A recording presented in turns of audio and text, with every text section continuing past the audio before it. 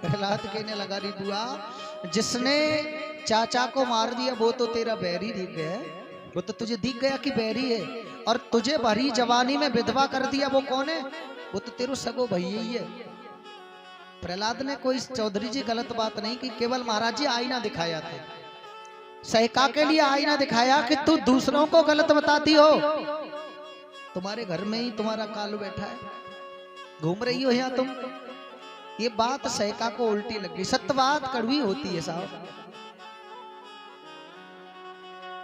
आज सहका कहने लगी तू ऐसे मानने वाला नहीं है, आदेश दे दिया एक गठरी का बहुत बड़ा ढेर लगवाओ, ईंधन का इकट्ठा करके। बहुत बड़ा लकड़ियों का ढेर लग गया, उस पर प्रहलाद को लेकर के सहका ऊपर बैठ गई। दखनिया चीर ओढ़ लिया श्रोताओ, और नीचे से अग्नि चेतन करा दी। जाको राखे साहिया मार सके ना कोई, बाल न बांका कर सके मैया चाहे जग बेरी हो। जिसका भगवान रक्षक है कोई कुछ नहीं बिगाड़ सकता। ये दुनिया तो एक कठपुतली की तरह है, नाचती रहती है साहब। प्रहलाद के लिए भगवान की ऐसी कृपा हुई, एक हवा का झोंका आया जो दखनिया चीरता वो प्रहलाद के ऊपर लिपट गया, और सहका उसी ढेर में जल करके राख हो गई। नगर के बच्चे खड़े थे, कहने लगे सहका बुआ जल गई, सहका बुआ जल गई। कुछ उद्यम मचाने वाले थे, वो कहने लगे होलिका बुआ जल गई, होलिका बुआ जल गई। सहका को वहीं से होलिका का दर्जा दे दिया। अब प्रहलाद के पिता हिरण्यकश्यप को पता चली कि अब ये मरने वाला नहीं है। प्रहलाद पहुंचे, कहने लगे पिताजी प्रणाम। कहने लगा प्रहलाद ये बता तेरा परम पिता कहाँ है?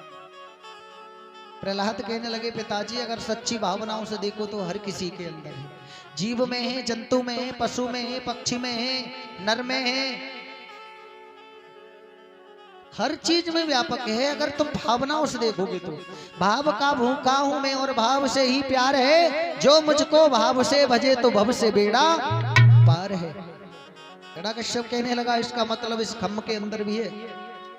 प्रहलाद ने कहा हाँ पिताजी अगर भावनाओं से देखोगे तो खम्भ के अंदर भी प्रकट हो जाएंगे। जैसे ही हिरण्यकश्यप ने अपनी तलवार को निकाला और उस खम्भ पर प्रहार किया, एकदम से खम्भ फटा है, उससे नरसिंह भगवान प्रकट हो गए। बोलिए नरसिंह भगवान की जय। आधा शरीर नर का है, आधा शरीर सिंह का है, और क्रोध में आ गए। प्रकट होते ही होते एकदम से हिरण्यकश्यप के लिए पकड़ के उठा लिया और अपनी जंघाओं पे रख लिया। कहने लगे हिरण्यकश्यप जो कुछ भी करना है सो कर ले, कुछ देर की जिंदगी है, मैं मरने वाला तो हूं नहीं, क्योंकि मुझे ब्रह्मा ने वरदान दिया है कि ना ही तो मैं ऊपर मरूंगा और ना नीचे मरूंगा। मेरे भैयाओं, मेरे नरसिंह भगवान ने अपनी जंघाओं पे रख लिया और कहने लगे नजर उठाकर देख ले इस समय तो ऊपर है या नीचे है? ना ही तो ऊपर है ना नीचे है, बीच में है। हिरण्यकश्यप कहने लगा आप भी नहीं मर सकता। क्यों? क्योंकि मुझे ब्रह्मा ने वरदान दिया है कि ना मैं भीतर मर सकता हूं और ना बाहर मर सकता हूं। तो मेरे प्रभु ने हिरण्यकश्यप के लिए बीचों बीच डेहरी पे रख लिया। कहा देख ले नजर घुमा के बाहर है या भीतर है। इसलिए हमारे लिए माताओं को, बहनों को डेहरी पर नहीं बैठना चाहिए, दोष लगता है। डेहरी पर बैठ करके कुछ बात नहीं करनी चाहिए, डेहरी पर बैठ करके भोजन कदापि नहीं करना चाहिए। कहने लगा मैं फिर भी नहीं मर सकता। क्यों? क्योंकि मुझे ब्रह्मा ने वरदान दिया है कि ना मैं अस्त्र से मरूंगा और ना शस्त्र से मरूंगा। तो मेरे प्रभु ने हाथों के नाखून दिखा दिए। क्या दिखाई दे रहे हैं तुझे? शस्त्र दिखाई दे रहे हैं या अस्त्र? कहने लगा फिर भी नहीं मर सकता। अरे मुझे ब्रह्मा ने वरदान दिया है कि ना मैं नर से मरूंगा और ना पशु से मरूंगा। नरसिंह भगवान कहने लगे अबू तेरी आंखें फूट रही हैं, अरे मैं तुझे नर दिखाई देता हूं या पशु? इसीलिए तो मैंने आधा शरीर नर का बनाया और आधा शरीर सिंह का बनाया है। कहने लगा फिर भी नहीं मरूंगा प्रभु, मुझे ब्रह्मा ने वरदान दिया है कि ना मैं तो दिन में मरूंगा और ना रात में। भगवान कहने लगे नजर उठाकर देख ले इस समय दोनों वक्त मिल रहे हैं, सूर्य अस्त हो रहे हैं, ना तो दिन है और ना रात है। कहने लगा फिर भी नहीं मरूंगा प्रभु, मुझे ब्रह्मा ने वरदान दिया है कि ना मैं तो दिन में मरूंगा और ना रात में। भगवान कहने लगे नजर उठाकर देख ले इस समय दोनों वक्त मिल रहे हैं, सूर्य अस्त हो रहे हैं, ना तो दिन है और ना रात है। इसलिए हमें या तो भोजन करना है तो सूर्यास्त से पहले कर लेना चाहिए या फिर सूर्यास्त के बाद करना चाहिए। अगर सूर्यास्त होते समय हम भोजन पा रहे हैं तो वो राक्षसी भोजन हो जाता है। श्रोताओ, ध्यान देने की बातें हैं ये। कहने लगा फिर भी नहीं मरूंगा, मुझे ब्रह्मा ने वरदान दिया है कि ना मैं साल में मरूंगा ना 12 महीनों में। नरसिंह भगवान कहने लगे इसीलिए तो 13वां महीना लौंद का निकाला है, तू जाने वाला नहीं है बचकर। आज जैसे ही भगवान ने अपने नाखूनों का प्रहार किया कुछ हिरण्याकश्यप का भी उद्धार कर दिया। बोली नरसिंह भगवान की जय। एक भगवान का भजन बोलेंगे सभी भक्त।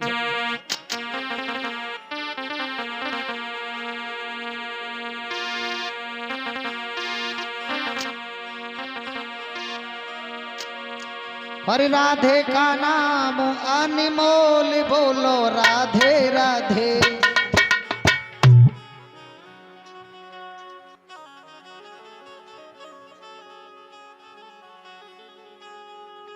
बोलन पर जाता ना हूं तो बहुत बोलता जो ध्यान राखी सब जनी। हाँ ऐसे गा रही हैं गुरुजी जी जैसे ना झापड़ मार के ना जबरदस्ती के पा रहे हो। हम कहा हमारे ताई गा रही हो, अपने ताई कमा रही हो तुम चौमैया हैं, फिर ऐसी कंजूसी काहे कर रहे हो।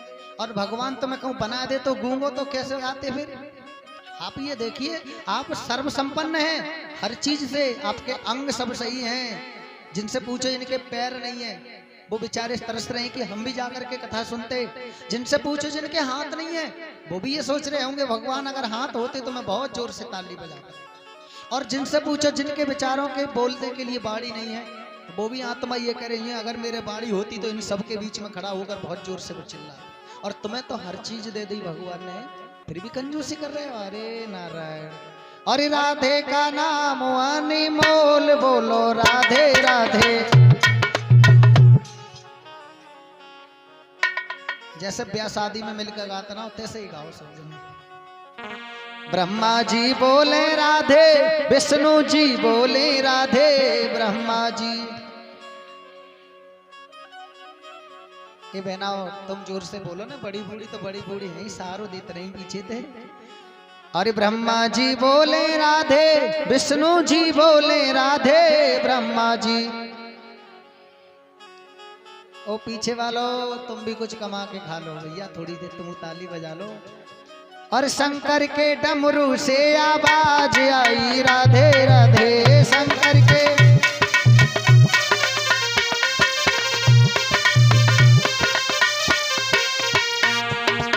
राधे का नाम अनमोल, बोलो राधे राधे। राधे का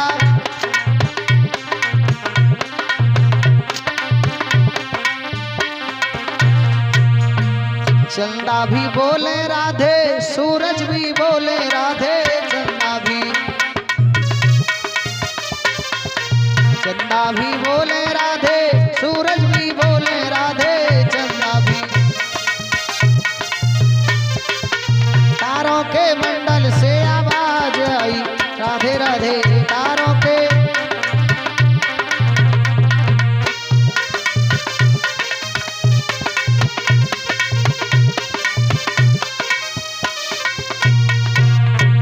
राधे का नाम अनमोल, बोलो राधे राधे। राधे का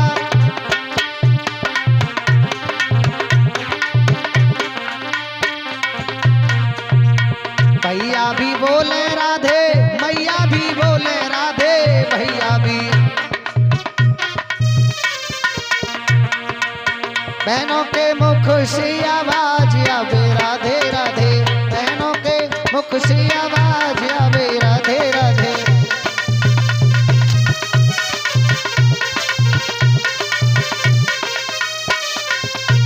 बोली गोविंद भगवान की।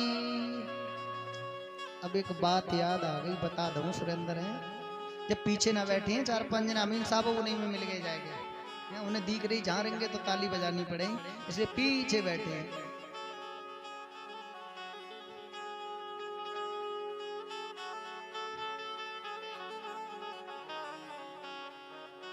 कुछ दानदाताओं की राशि इस प्रकार है।